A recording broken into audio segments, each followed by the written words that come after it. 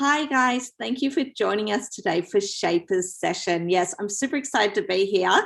Shaperz is a virtual tech event and encourages small and medium-sized businesses to optimize costs through digital transformation. Today, we're very excited because we have a special speaker here today. We have Ryan Cheung, who is the founder and CEO of PressLogic. Welcome today, Ryan. Hi, nice meeting you. It's so great to meet you. So a little bit about PressLogic. My understanding, it's a data-driven media commerce company based in Hong Kong and founded in 2016. And you have the vision to create a new media commerce ecosystem, which is no easy feat. So Ryan, you have a broad portfolio of market-leading digital media assets, or brands, if you will, across Hong Kong, Taiwan, Singapore, India, Korea, and Malaysia. Across your social media accounts and websites, PressLogic accumulates over 12 million Facebook and Instagram followers. So this is huge. Yes, that's right, 12 million. I mean, this is huge. And you have over 700 million monthly content impressions. So in 2018, PressLogic successfully raised a Series A funding of $10 million from Me Too. So for those that don't know, Me Too is one of China's top internet enterprises, and it utilizes AI-driven image and video and processing technologies to create a social community.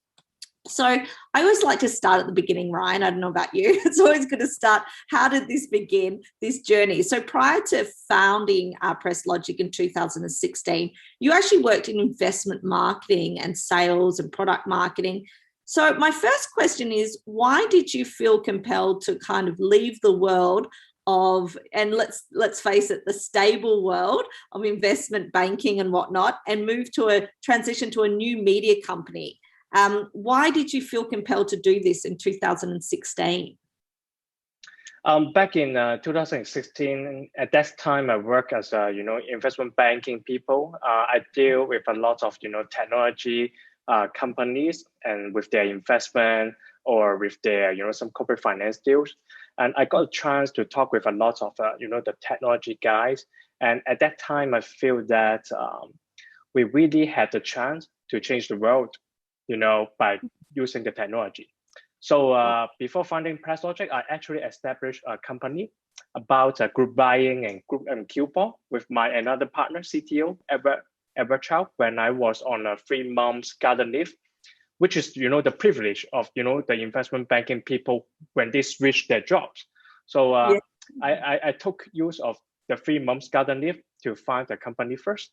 As a group buying company, we needed to do a lot of digital marketing stuff. We had a chance to know more about how the digital world wants and how the social media world wants, and we had a lot of data at that time for doing conversion. And luckily, we exit the company in the same year in 2016, and we utilized what we learned, and including data visualizations and including all the data utilizations. We developed PressLogic in the next year in 2016. So which is focusing on big data analysis and social media marketing, and that's how our journey started. Amazing. Yeah, it's quite the journey. So I guess another thing, today's session is called Forecasting Social Media Trends Before They Actually Become Trends. So with that in mind, what trends did you foresee perhaps that have actually actualized today?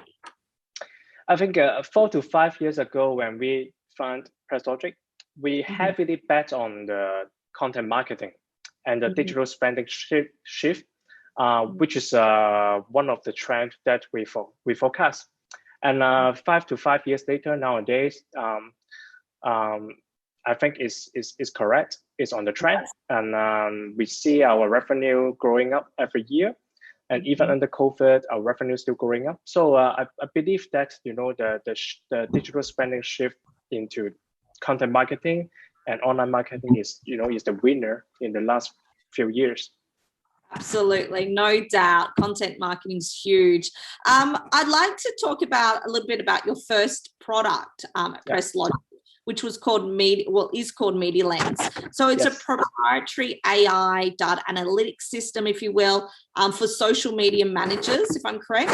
Can you tell us a little more about Media Lens? Like, I guess, like, I believe it's like the core technology underpinning a lot of your content brands, as well as providing insights to your partners. So I'd just love to know, like, how it works and ultimately, like, how you gauge your return on investment when utilizing it.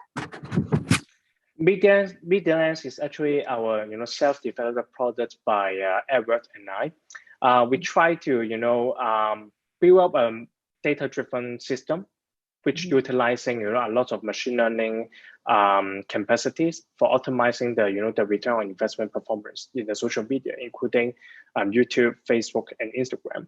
We actually specialize in the brand tech area, which helping a lot of brands to gauge their social media performance and to keep track of their competitors' performance, even how their competitors placing ad on social media. The methodology of Media Lens is very simple. We source all the popular feed, news, comments, and hot topics from the internet and also from the social media. And we analyze all the popular topics in each interest community. For example, in the female communities, or in startup world communities, or even in parenting communities. And the system has the ability to suggest specific content or topics for the user, for the system user, to hint them, to let them know which kind of contents will go viral in a short period of time. So it also provides a lot of ad intelligence and some competitors' insight for the branding clients to keep track of their competitors. Wow, really, really interesting. And I'm going to hesitate to guess, but I'm pretty sure you were creating this before. Like, there are not similar, but there are a lot of like data analytics products on the market now. I want to say that you were quite early to the market in 2016 with this. So PressLogic has many what we call like niche online communities. Yeah. And I call them communities because they're not just websites. They're not just, Facebook pages. They are truly communities. And I wanted to know, like, how you've gone about building this robust mixed media platforms, if you will. So you launched GirlStyle, which was an online magazine shortly after you secured financing from Me Too. And GirlStyle has since emerged as a leading beauty and female lifestyle magazine page on Facebook in 6 markets, in fact, in Singapore, Hong Kong, Taiwan, Malaysia, South Korea, and India, which is huge. And on Instagram alone, it has over 1 million followers, which is just astounding. And over 5 million online followers total, right? So perhaps we can start talking about GirlStyle, because I think it is pretty much like your hero brand, if you will. How you grew it. We'd love to know more about like building online communities, because we all know, everyone that's listening today knows it's not easy. It's a really, it takes a team, right? Takes an army, if you will. So if there was one aspect, I guess, of social media marketing that's helped, I guess, catapult GirlStyle, and there might not be one, there might be many, but if there was one, what would it be? I think the strategy that we grow our social media presence is that we trust our data and we fully utilize our system because we need to form a very scientific approach to grow our social media presence. We even have formed up our own methodology in doing digital media contents and even doing the digital media growth. We rely on our Media Lens to make a lot of decisions on our content strategies and directions, even in different countries. And of course, we need to thank our internal creative teams and content teams, because they're all very professional and at the same time very innovative to bring changes in the content industry. Because we always think that it's basically the art of combining data with content creations, which is very hard actually, because it's basically 2 types of stuff. But we are very grateful to have a very good team members. Yeah, that's my next question. How invested are you in like content producers, editorial directors, creators, as you say, because we know they're essential for bringing brands to life. And like you said, working just on data you can't do. So I guess how much are you invested in that into growing your communities? We actually have a big editorial and production teams in-house, but at the same time, we also invested a lot in the IT. And for example, the data systems, which enable every editors or content creators access to our, internal core system to keep track of their own performance or, the competitors' performance, or even the whole market performance, which, as I said before, we believe in data. And we even analyze each, content creators' contributions and how they can do better through our, system pipeline. We always assign, the right person, the best people to the, the right job, and allocate the resources to make everything, perfect and run smoothly. So that's our strategy of, managing our internal resources in the content creations team. Yeah, it's crucial. I guess that brings us to kind of the motto, if you will, of PressLogic, which is continually evolving. So while you scale up locally, you've definitely been expanding globally. So I guess if you can talk to a little bit of that strategy, like how do you go about achieving that at the same time? Because we believe that, all the content needs to be localized. That's very important. So it's very obvious that we set up a lot of, local offices. For example, when we go to Taiwan, when we go to Singapore, we hire the local young people to join us to create the content, and we try to train them to use, to adapt to our methodology and our culture, and train them up to use our, the system methodology. And so that's why it's one of our, Media Lens core functions to suggest contents to our editors. So it helps us, to better manage people in different countries. So editors can always make reference and produce, more relevant content to keep improving, their performance in the local market. And again, I think having a, formal and standardized methodology is very useful when you expand overseas. Absolutely. Yeah, absolutely. That actually brings me to my next question is GirlStyle has GirlStyle Taiwan, GirlStyle Singapore, GirlStyle India, GirlStyle Malaysia, it goes on. Why did you not just create one GirlStyle? And why was it important to create targeted content, localized content? I guess my question is obviously there's nuances, cultural nuances in different countries, but I guess how are the behaviors different across different markets, and how does this affect the way you create and market your content? I think it's because of, a lot of reasons, because of, the social media algorithm, and even because of, the searching engine algorithm. We need to optimize a lot of stuff like that, for the growth hacking purpose. So in our company, our final decision is to, to create a localized content. And that's why, and the culture are very different, very different in different countries, right? Even, Taiwanese people and Hong Kong people, they also use Chinese, right? But, the cultural and the content directions can be totally different. That's why we think that, to make it very efficient, we need to break it down into, many different small teams. And we need to have a specialized person to manage them and to guide them. So that's why we create a lot of different, accounts or website, even websites with different domains for them.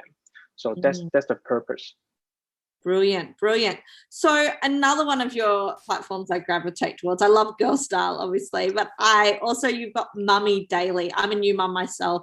I think it's terrific. Mummy Daily is for mothers, obviously, or mums to be, rather. She has expertise on pregnancy, the do's and don'ts. And what I do love particularly about it is also has real life stories that you can go to about child raising techniques and whatnot. But how did you go about, I guess, creating this very inclusive, supportive, and I guess really enlightening online community?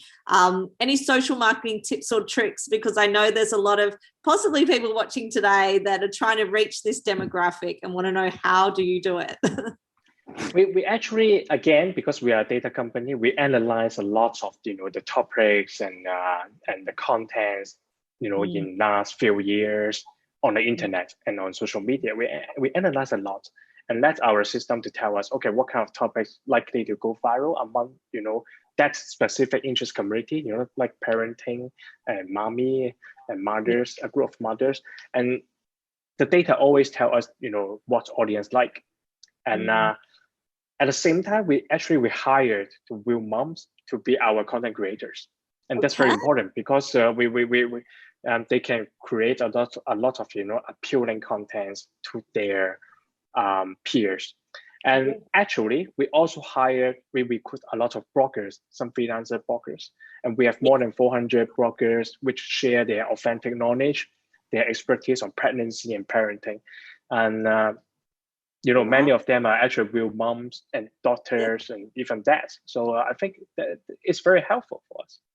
Absolutely. Brilliant. So you use a lot of user-generated content too, then. That's brilliant. Yes. What advice would you give audiences when it comes to setting up an online community? So there may be people watching today, they're just thinking about setting up their online communities. Where should they invest their efforts? Now, I know there's no golden ticket, so to speak, but is it content creation? Is it distribution? Is it advertising? Is it all of the above? I think, nowadays the barrier of setting up a very huge online community are higher and higher. It's more and more difficult. I think social media algorithm change a lot and keep changing every year. It's actually total different landscape compared with 4 to 5 years ago. I think nowadays it depends on the size of the team. Like if you have a big size of the team and you really want to do something big, I think you really need to invest a lot in the data.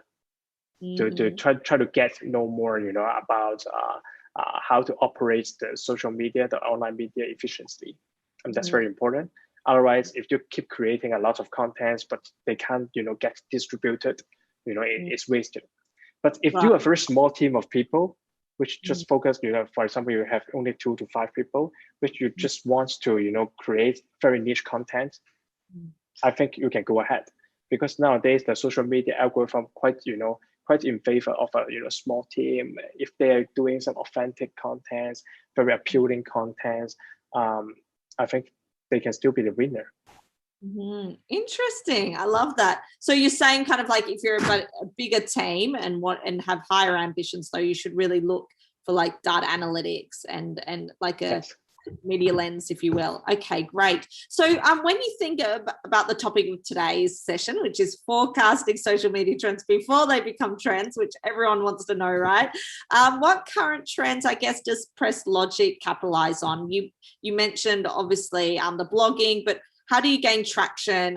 Is it Instagram? Is it YouTube? Can you tell us what's your secret sauce? Is it Facebook? Or does it really depend, again, on the type of platform, the type of community you're building? I think all of our traffic actually come from Facebook, Instagram, YouTube, and even the searching engine from Google. We actually tap a lot. We tap on the riding of the social media trend and also the searching engine trend. We have different platforms with different natures and ecosystem. For example, for parenting platform, our searching engine traffic is huge because a lot of new mommy. They search a lot, right? So we optimize a lot of our traffic sources depending on the demographic needs. So I think it really depends. But under COVID-19 last year, I think the whole digital media and content marketing plays a very important role now. For helping brandings to do marketing and conversions. I think we also benefit from that. Absolutely. So I want to go back a little bit. You have a co-founder, which you mentioned at the beginning of the chat, Edward Chow, and you both attended University of Hong Kong together. Firstly, did you meet there, or how did you guys meet? Obviously you met there. I'm presuming you did, but yeah. Yeah, but we knew each other in university, but we didn't. We really became friends at that time.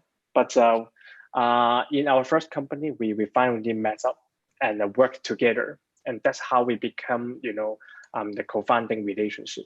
Yeah. Interesting. So I guess when people think about social media and communities and whatnot, you kind of think of the big personality, the glitz, the glamour, or whatever you see, right? You often don't think of what actually goes on behind the scenes. So I want to speak to Edward Chow a little bit, because he's a bit of, I guess, like the technical co-founder, if you will. So how important is it for startups when they're starting out, even if they think they're a content creator?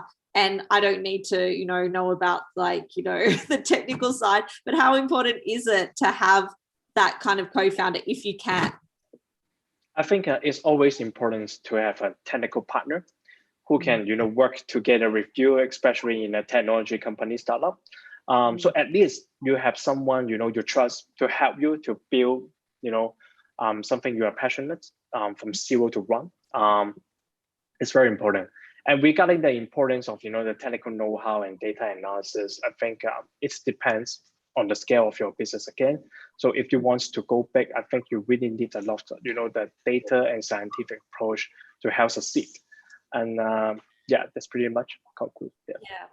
I guess also I wanted to know, because you guys do hire amazing content creators and social media managers and whatnot, given like the digital media and content marketing is at the core of your platforms, I'm just wondering, like, how important is it, say, today, when it seems like, I'm talking about talent and recruiting, really, this question is, when you're recruiting, that someone has a university degree in, I don't know, social media marketing or digital marketing or whatnot, or is it good enough if they are like, everyone seems to have a TikTok, everyone seems to have an Instagram, everyone seems to have a Facebook. It's something you kind of becomes, second nature, if you will.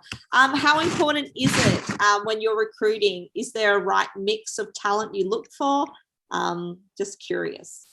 I think that's better if they are very familiar with the social media and even the new trend like TikTok or Clubhouse. That's definitely very helpful, because in this ever-changing world, we really need to be very flexible, to cater for any changes. And we always look for the talents who are humble and having the high caliber people, and more importantly, they need to be very creative. And but at the same time, they also have to embrace data and figures. Yeah, sometimes it's a contrast. Some people, they're very creative, but they're not very good at data, analyzing. So that's why we are always looking, for people who can have the mix the background like that. Then that will be perfect. Hybrid, if you will, hybrid skills. Yeah, hybrid, mixed it. Yeah, then it's perfect. Absolutely. It's cool. So I guess to the session, what social trends do you predict for the future? I mean, with influencer marketing on the rise, brands are set to spend up to 15 billion on influencer marketing just by 2022, which we're nearly even there, per Insider Intelligence. So what predictions? I guess there's NFTs. We haven't really gone into it in this section because we don't have time and we're running out of time. Influencer marketing, NFTs, cryptocurrencies. Do you think these blockchain, do you think they'll all affect social media, or what are your predictions? Definitely. I think with the rise of blockchain, NFTs, and even cryptocurrencies, there is a high possibility that some big changes will happen in the social media industry in the next 5 years. But as you notice, even Facebook wants to issue their own cryptocurrency, Libra, but end up being limited by the US government. Some gray area there. And to be honest, we are still observing, because we know it's going to be huge, but at the same time, there is potentially some legal issue. Maybe we can spend other time to discuss about the whole blockchain driven social media. But regarding the traditional marketing stuff like influencer marketing, I think it's getting huge. It's only getting huger and huger. It will only grow bigger and bigger. And content marketing as well, because I think it's very useful for the brandings and merchants. Because nowadays, imagine that everyone use their fragmented time to read. Like, imagine if there is a 30 seconds non-skippable ad on TV or even on YouTube, you may just switch to look at your phone to read, to browse your Facebook or Instagram or stories, which the TV ad is wasted. So content marketing is good in the sense that, the brands can bring content value and marketing message to their consumers, to their target consumers at the same time. And, it's easier for them to convert. And in the, next 2 to 5 years, I also believe that, the VR world will become, more and more mature. Yeah, I think in the future, content-wise, I think the VR world can also be a big trend. Absolutely, absolutely, it's huge. It's yet to find its time, but it's coming. And what are new media, I guess, social media innovations or trends or features might we see at PressLogic in the near future? Can you speak to any, or do we have to tune in to see? Yes, we are very happy to share that we are actually building up, a one-stop solutions for all the brands and merchants, from data to content marketing to also, some distribution channels, because we have a brand tech SaaS business, Media Lens, which our clients can subscribe for the data and insight. And at the same time, we also have a market-leading lifestyle digital media brands, which help them to do a lot of content marketing strategies. And this year, we're also building up our own e-commerce platform to facilitate brands to increase, their conversions. So we try to do, we try to build up the whole ecosystem from data, marketing to conversions. Brilliant. Well, you are doing phenomenally well, Ryan, and I thank you so much for joining us today. We have run out of time, but thank you, and I wish you all the best and hope to see you again soon. Thanks for your time. Thanks for having us. Thank you very much. Thank you, and back to Hong Kong. Okay, thank you.